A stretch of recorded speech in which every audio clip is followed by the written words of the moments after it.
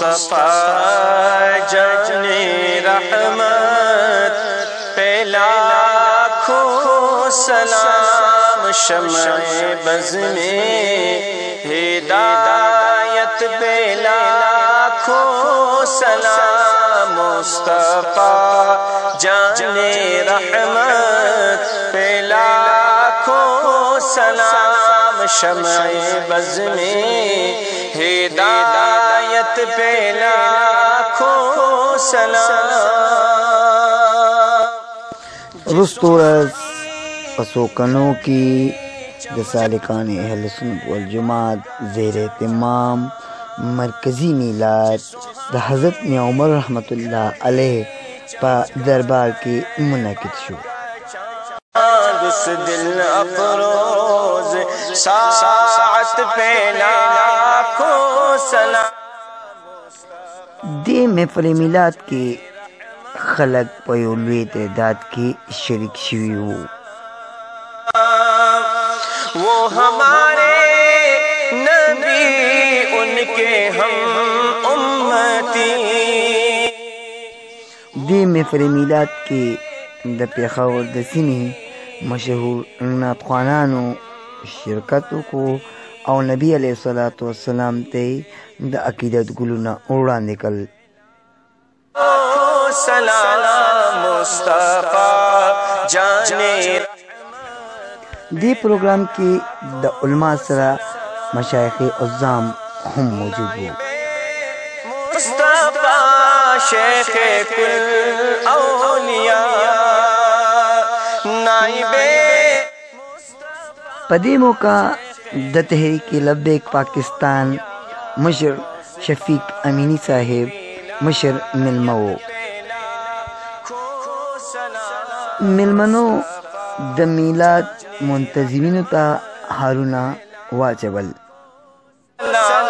शम्ए बज़ में हिदायत पे लाखों सलाम, गौसे आज़म इमाम तुक़ा वन्नुक़ा, गौसे आज़म इमाम तुक़ा वन्नुक़ा, जलवे शान कुदरत पे लाखों।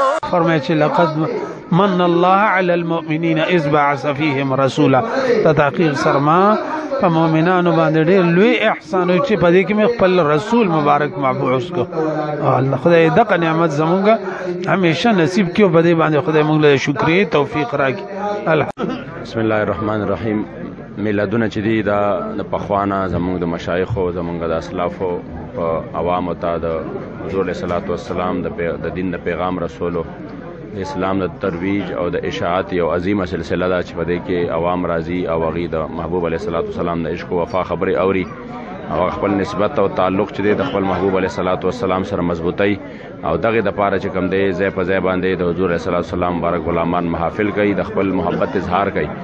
بیا بالخصوص چې کله ربیع الاول میاشت راشي نو چونکې د دې میاشت یو خصوصي نسبت دی د مدینه منورې د جانان مبارک سره څنګه چې نازل شوی د قرآن په میاشت رمضان کې نو تلاوت عام طور باندې ډیر کیږي خو چې کله بیا رمضان مبارک میاشت شي نو بیا په کثرت سره چې کوم دی خلک تلاوت کوي نو بیا ربیع الاول کې چونکې د دې سره نسبت دا دی چې د حضور سلام دراتلو میاشت ده نو په دې کې بیا په کثرت سره محافل کیږي میلادونه کیږي باغې کې قال الله قال الرسول بیانېږي. ماشاءالله الحمدلله ماشاءالله ماشاءالله ډېر ښکلی منظم او ښکلی بابرکت محفل شو.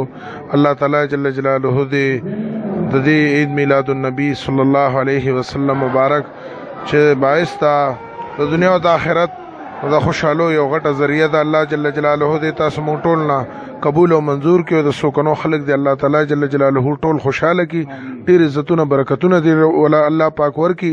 تاسو هم رکاوش شي کړی دی رب العالمین دې په خپل جناب کې قبول او منظور کړي.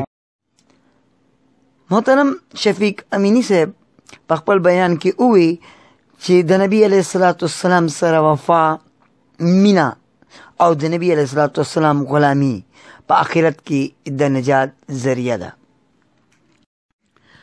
هغوی د ربیع اول ټوله میاشت میلادونو منعقد کولو باندې انتظامیه او منتظمینو ته مبارکي ورکو. میلادونو کومه سلسله چې د 28 اکتوبر نه شروع وه د هغې نن مرکزي پروګرام د حضرت میا عمر رحمت الله علیه په دربار کې وشو. نعمت سبحان، چمکني ټي وي، چمکني.